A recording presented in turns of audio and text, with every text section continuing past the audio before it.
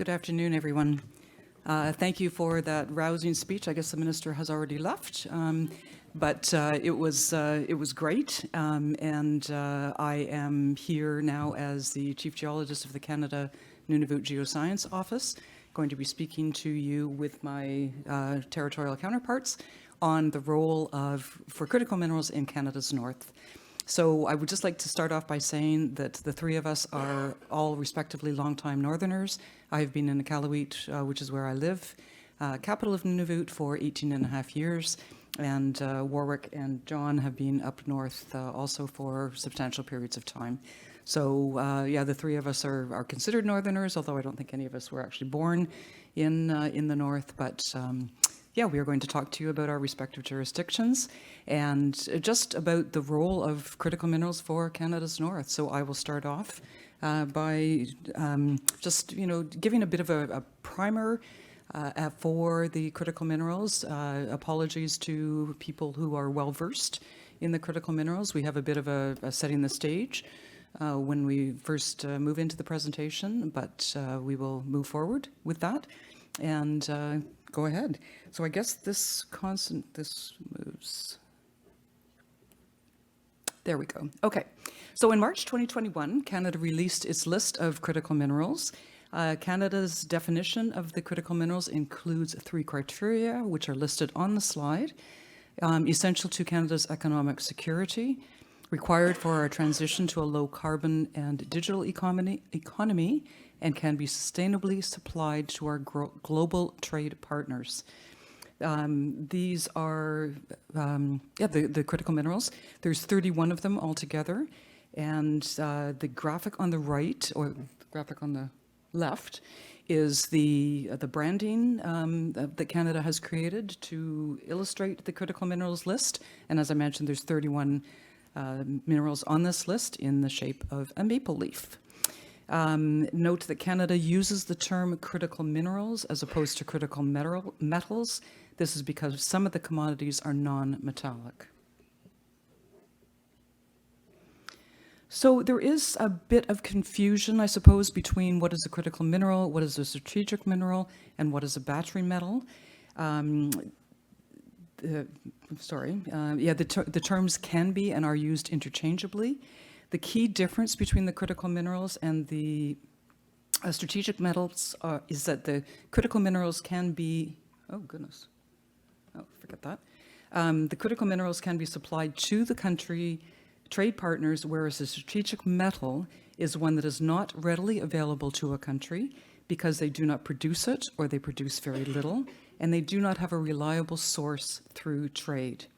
Whether a mineral is strategic or critical depends on part in their geology and on part on who they trade with. The battery metals are fairly intuitive. They include the suite of metals that are used for energy storage. So I'm now passing it off to John, I believe it is, and he will tell you a little bit about NWT. Yes. Oh, you're going to speak there? Yeah. Okay. You have a microphone here too, if you want. Good afternoon. Yeah, so critical minerals, this presentation has largely been pulled together by Carolyn Ruff from Yukon Geological Survey, who couldn't be with us today. This graphic is one that illustrates the time factor with respect to critical minerals. So there was such a thing as critical minerals back in the 1700s when windmill technology was just getting going. And then if you advance through the centuries to the 2000s, on the right-hand side, you can see the solar panel and the wind turbine as the current technology of that century. And in between is the steam engine and an early model car. So as this technology advancement has occurred, the role of critical minerals and the elements contained in those minerals has basically increased in terms of the numbers and also the quantities as well. So, three elements used that were critical for building windmills in the 1700s is now advanced to 36 elements in the 2000s on the right-hand side graphic, which represents quite a few minerals, although you're seeing the elements, not the minerals, indicated in the diagram. So we don't know what this chart is going to look like for 2100 when we get to that point. We can certainly speculate, and that's always an interesting thing to do. But there's a good chance that the number of elements that are important for technologies at 2100 are going to be potentially larger than they are today. Eventually, we're going to run out of everything on the periodic table. So there is a limit to this expansion. Now I mentioned the quantity of required elements. So it's essentially the quantity of raw materials required. Is it this one? And that leads me into the next slide, which has to do with recent developments on the political stage regarding Canadian and US governments discussing the basically supply chain security for critical minerals. So in 2020, on a couple of occasions, the Canadian and US governments engaged on a joint action plan on critical minerals. And this really was to ensure the supply chain security for North America, US and Canada in particular, and also to look at the effect that disrupted supply chains would have on industry in terms of their competitiveness and their stability in the future. So the action plan is certainly a response to supply chain issues and supply chain security issues. And currently the list of elements and minerals on the left-hand side is currently some of the major elements that and minerals that Canada is supplying to the US at the moment. And you can see just some of the uses that those elements or minerals are used for in the text there as well. And the picture, as you may or may not be able to read, is the Casino Copper Project in Yukon, which, and as everyone knows, copper is a critical mineral. Okay, thanks, John. So we'll shift the focus now to more to the energy side of things. And we'll focus on the critical minerals insofar as batteries and energy is concerned. So we'll start off just by looking at, on a territory by territory basis, how energy is used and where it is used and so on. So if you look at Yukon, one of the things about Yukon is that there is a relatively well-developed infrastructure in terms of roads. And so the end result is that from an energy usage point of view, transportation takes up by far, on a percentage basis, the bulk of the energy investment in the territory. There are 12 communities that are connected to the grid, but even those communities themselves need energy and other forms of backup power in the form of diesel generators and so on, particularly during the winter time. And there are 4 off-grid communities that use diesel and or renewables. But even the communities that are connected to the grid are also starting to get into renewable energy. And so there are ongoing new investments in solar and wind, and in both of those, in fact, and just about all of the communities. But Yukon is very fortunate in the sense that most of its power that it currently generates is renewable energy in the form of hydro. But again, there's not enough, especially in the winter time. Looking over across the border to the east to Northwest Territories, and apologies to my infrastructure colleague in the room here, I'm going to talk about the grids in the Northwest Territories. You can see in the red there's two grids, relatively small compared to the size of the territory, but they connect 9 communities, and that we expect that will increase to 11 communities with a westward expansion of the southern grid in probably the next year or two. So that is an improvement and a positive development. The other big news in the Northwest Territories, which many of you will know about, is there's a proposal to connect the southern and the northern grids.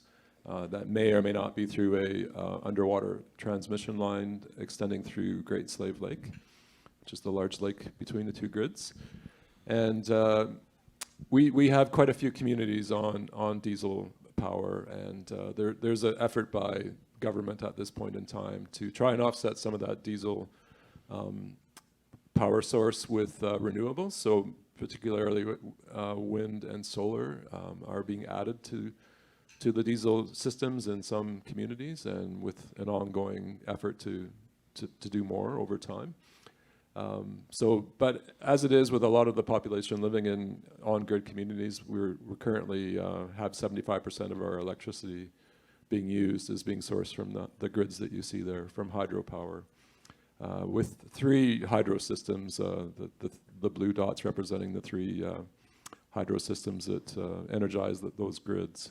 But there's certainly a growing interest in other forms of renewables, and in addition to wind and solar, there's certainly discussion of green hydrogen with respect to excess hydro capacity.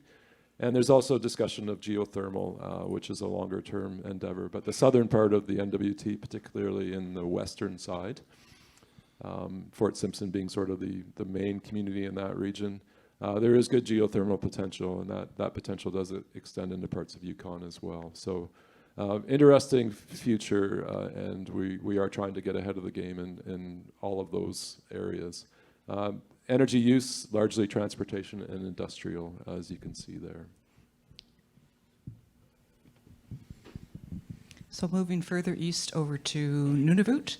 Nunavut covers 20% of Canada's landmass. We are the largest jurisdiction within Canada, and we are the most sparsely populated. We have no grid. We have 25 isolated fly-in communities. Each community has its own diesel plant and microgrid. There is no connectivity between communities officially, and the energy use, as you see, we are totally reliant on diesel, and 55 of that is used for transportation purposes. Industrial, commercial, and residential are a little slice of the pie. And but the key point from these last 3 energy slides is that all 3 territories are isolated from the rest of Canada. Varying amounts of connectivity with heavy reliance on diesel, petroleum, as either the main source of power or battery source. Sorry. All 3 territories have been seeing the impacts of climate change and have developed climate change strategies. The strategies are listed on this slide. So Yukon has, the key goal for the Yukon is 45% reduction in carbon emissions by 2030. NWT is transitioning to a lower carbon economy, and Nunavut has the goal is to control and reduce greenhouse gas emissions. And this is a bit of a view of the future as suggested by the International Energy Agency, and it's based on some of the promises made at COP26 in terms of the transition to renewables and to lowering the carbon impact of energy production. So the diagram shows the international trade with respect to energy commodities, and the numbers going up the graph are the percentage of trade in those particular commodities. So you can see that oil in 2019, it represented 65% of international trade. And overall, the carbon-intensive energies in 2019 represented 90% of international trade. Now, fast forward to 2050, based on COP26 projections and promises, and that number essentially reverses to 80% renewable materials trade to power the global energy system. So that's a really, really fundamental shift. And I know everyone's aware of this, but this is just one illustration of how remarkably intensive the change is projected to be, where we'll see petroleum down to only 20% of the current trade in energy commodities. So this is one of many projections of how growth in critical minerals is going to occur, but it is based on promises that governments are currently making. So continuing with forward-looking forecasts, there's a couple of graphs here that look at energy minerals on the left-hand side, and then just generally a couple of other critical minerals on the right-hand side. And whichever way you cut it, as John said, all the forecasting predicts a significant increase in the requirement for critical minerals. Some of the forecasts differ to each other, but as I say, the increase is going to be very, very significant. So the 2 graphs on the left-hand side, the top one looks at increase in required critical minerals for wind power, and the bottom one looks at required increase in critical minerals for solar power on a percentage basis. And these are in the hundreds of percents that the increase is expected to be. And so, as I say, people might differ in the actual absolute amounts, but everybody will agree that the numbers are going to increase very, very significantly. Lead is not a critical mineral as far as Canada is concerned, but it's put in there because demand for lead is going to increase very significantly. And this, on the left-hand side, those graphs relate to a 2 degree centigrade, a 2 degree centigrade increase in temperature. So, you know, if the world wants to keep it even less than 2 degrees, then those numbers will have to increase substantially more than what they currently are. The graphic on the right-hand side looks at required increases in various critical minerals, and just in terms of time, the amount that you'll need. And you'll see things like lithium is absolutely huge. It's 42 times what it currently is from 2020 to 2040. And you'll see the other one, you know, things like nickel and cobalt for battery and graphite also for the construction of batteries is going to have to increase very, very substantially. What we don't know is when these forecasts are made, they cannot take account of other technologies that will come into play, and you can be sure that other technologies will come into play, and so some of those numbers might change. But whatever happens, the need for critical minerals is going to increase, and it's going to stay exceptionally high. We simply can't get away from that. So we're just going to focus now, move in and focus on the north specifically. That's an image of ore from the Minto copper mine in Yukon, copper, gold, and silver. And that's currently the only producer of copper in Yukon. Next one. So if you zoom into Yukon, what you find, if you look at the map on the left-hand side, that map shows critical mineral deposits, and I use the word deposits specifically because each of those occurrences there, each of those deposits have associated with them a defined resource and/or an inventory, a calculated inventory. So in other words, when it's not code compliant, then we just call it an inventory. Otherwise, it's a defined resource from a code compliancy point of view. And you'll see there are a lot of them. And those just refer to deposits with numbers attached to them rather than occurrences which have been drilled, which we know are there, but for which numbers haven't actually been calculated. So the Yukon is very richly endowed in critical minerals, and the list of numbers on the right-hand side provides some idea of the quantum of the critical minerals. And so BLB, we're talking billions of pounds. And there is a lot of, there's an awful lot of zinc, for example, and there's an awful lot of copper in various types of mineral deposits. And there's a lot of nickel, and there's a lot of cobalt. Cobalt is 145 million pounds of cobalt is a lot of cobalt. So, and there's, billions of pounds of tungsten. So there's a very large inventory of critical minerals in situ in the ground.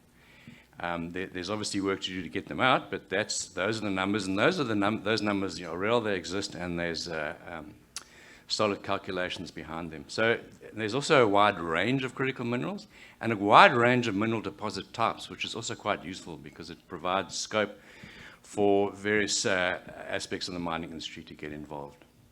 Okay, next one. But in terms of actual production, Yukon is not a major player currently in terms of critical minerals, with the Minto mine producing 15 tons of copper a year, plus gold and silver credits. But that is going to change going forward. You can be certain of that with the coming online of Casino, which is absolutely huge. And there are a whole lot of other very, very prospective near-term critical minerals projects that are moving towards development, Kudzakai being one of them.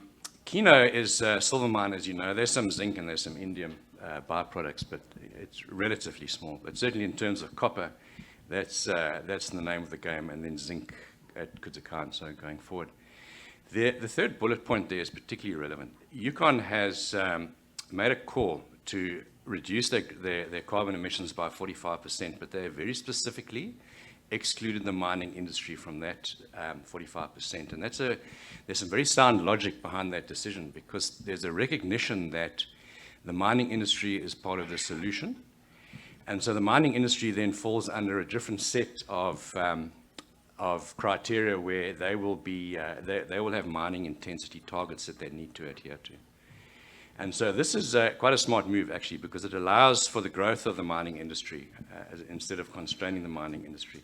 And as many of the discussions have been taking place during the course of the day, mining is what is going to produce the necessary commodities for the green, the movement towards the green or the clean energy. So there is growth, and as the minister alluded to in his short talk beforehand, the need to align with Yukon First Nations values is non-negotiable completely. And so that's part of the whole deal. And so people involved in the minerals industry in Yukon understand that, and that's the first port of call. So I just want to say, sorry, one more thing. We produced last year a critical minerals inventory. It's a great publication, I say that because it comes from the Yukon Geological Survey, but it's online, and you'll see the cover there. So if anybody wants it, please feel free to just go and download it, and it's full of very useful information. Okay, moving a bit to the east, to Northwest Territories. Yeah, very similar story in some respects. We don't have numbers in terms of bulk tonnage available.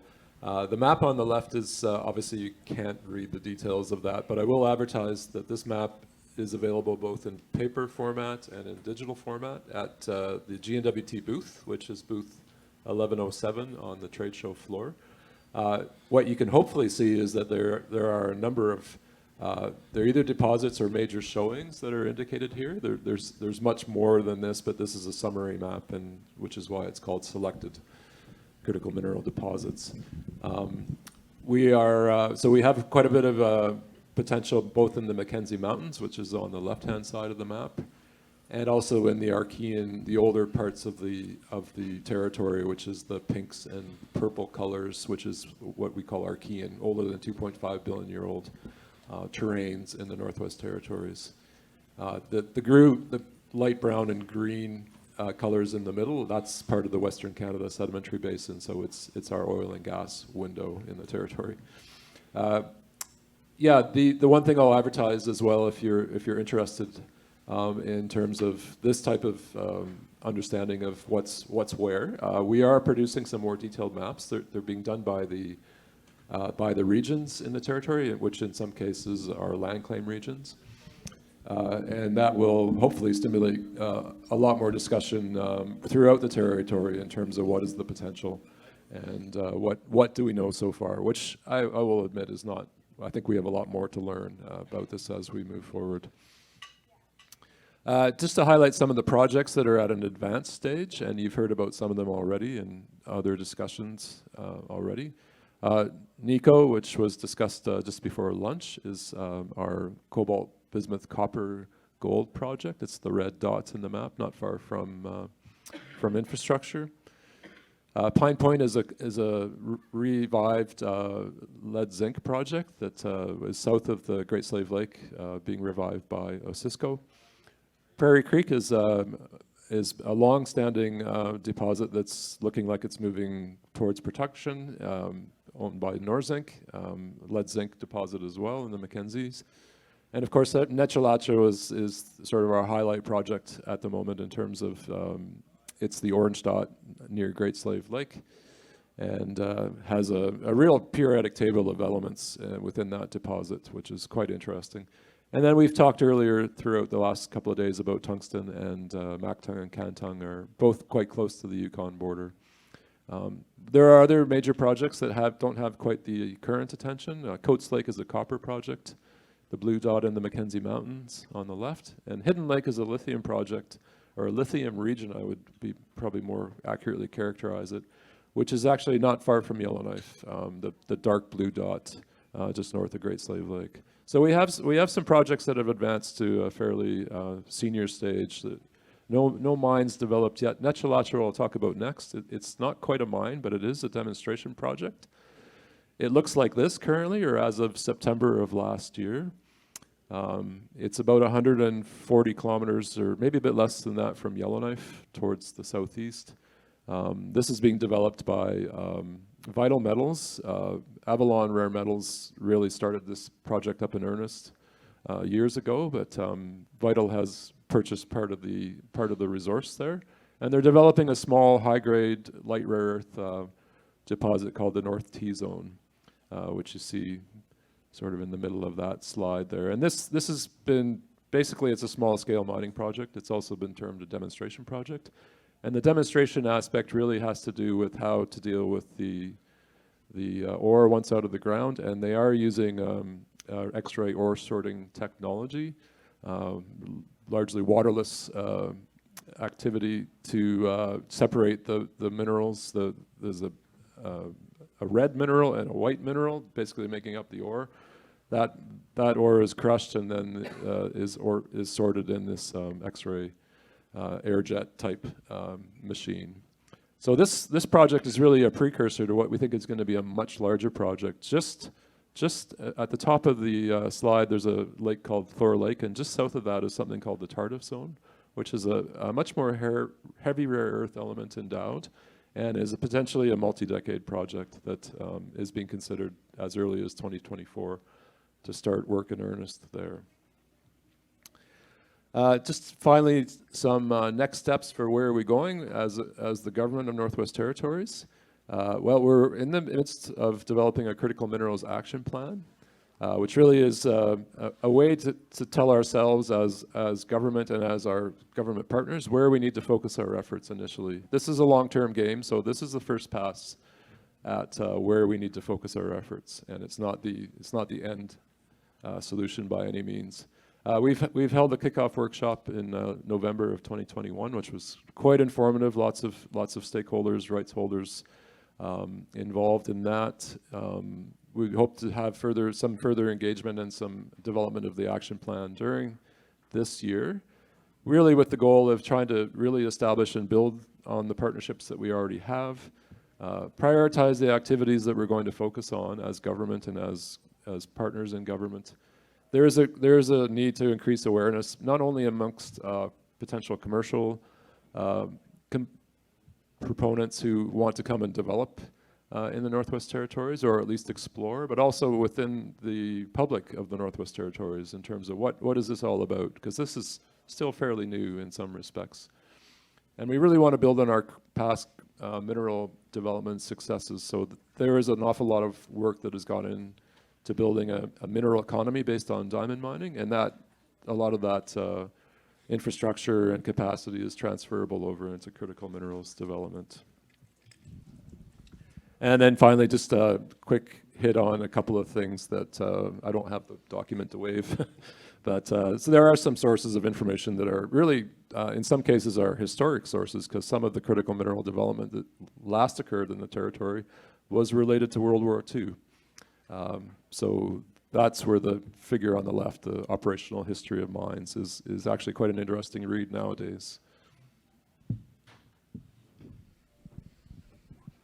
So moving further east over to Nunavut, the critical minerals in Nunavut, this was taken from a database that is current up until about 2016, so is a bit outdated.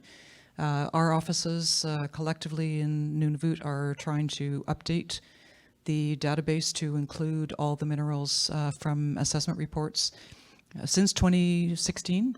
But at the moment, this just shows where the critical mineral there are critical mineral showings in Nunavut.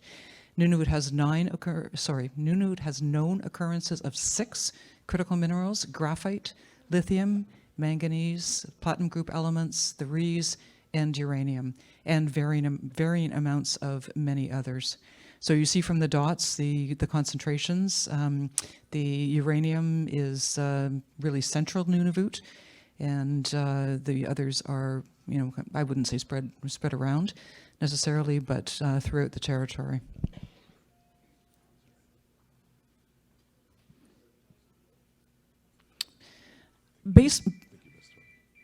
I did miss one, yeah. Battery minerals in Nunavut, thank you. So the battery mineral showings in Nunavut are lithium, vanadium, graphite, manganese, bismuth, cobalt, chromium, and nickel. There are 2 active exploration sites in the Kavalak, which means that the claims are still valid. So that is the central portion of Nunavut. Western Atlas Resources, Inc., south of Meadowbank, mainly a gold play, but there have been found intersections of nickel and cobalt and chromium in the drill core. Canadian North Resources Development Corp. has Ferguson Lake, which is a VMS deposit, known resources of nickel, copper, and PGEs. And Ferguson Lake is kind of almost smack middle of the slide, just south of Meadowbank. And base metal showings in Nunavut, again, this is taken from the database, but mainly zinc, lead, and copper. And copper, of course, is a critical mineral. Zinc and lead are minerals not critical, but certainly going to be used in the future. There are 2 active projects, Wolverine, Rio Algum Exploration Inc. for copper, and the Nunavut property. Those are over on Victoria Island area, and the second active project is Ashton Bay Holdings, the Seal and Storm showings, zinc, silver, and copper. The Storm is copper, and those are up in the northern portion of Nunavut. There are known base metal resources in Nunavut, the Hackett River deposit, which is silver, zinc, gold, copper, and lead. The High Lake deposit, zinc, copper, lead, silver, and gold. The Izok Lake deposit on the border of NWT and Nunavut, zinc, copper, lead, and silver. And then Ferguson Lake, as mentioned before, nickel, copper, and PGEs. We do have 2 inactive mines that are in northern Nunavut. Nanisivik was a zinc, lead, silver mine from 1977 to 2002, and Polaris was a base metal mine, lead zinc, 1980 to 2002. So even though we don't have any mines as of yet for the critical metals, battery metals, or base metals, we do have a multitude of showings, and there is certainly potential for exploring and finding more of these critical minerals and metals in Nunavut. All right, so let's wrap this up quickly. We've got a couple of minutes. The question we need to ask is what can the North do? What can their role be? And their role is, hopefully we made it clear that there is a very real potential to supply a considerable quantity of critical minerals to the Canadian supply chain. The territories have a good experience with mining, and they have good legislation in relation to mining. They have the ability to move product up the value chain to the concentrate stage, and that's it. And so there's no possibility whatsoever, let me rephrase that, there's very limited possibility to get into something like refining and smelting. And in fact, under the current circumstances, that's simply not going to happen because the power requirements are too large. There's transport issues, and so on. So to get into refining and smelting would then negate the move towards a green economy, actually. So the role for the North really is to supply critical minerals to the supply chain, as I said, but up to the concentrate stage. And then finally, the need to reduce carbon emissions is going to drive demand for critical minerals, and that's not going to go away, and particularly from a renewables point of view. And from an energy security point of view, a reliable supply is absolutely vital. And so this is a major place for the North to come into play as far as Canada is concerned. And finally, as we all know, that to start producing minerals takes a considerable period of time. And somewhat ironically, the whole climate change thing is going to potentially drive growth in the North because the North is so well endowed with critical minerals. Together with economic opportunities related thereto. And as Minister Stryker just mentioned, the ESG thing is particularly critical. But I would argue that ESG has been around since before the term ESG was coined, but it's become even more important for the development of the industry, critical minerals industry in the north. So I think we'll just leave it there for now, and hopefully we've got our point across about what a great place the north is. There you go.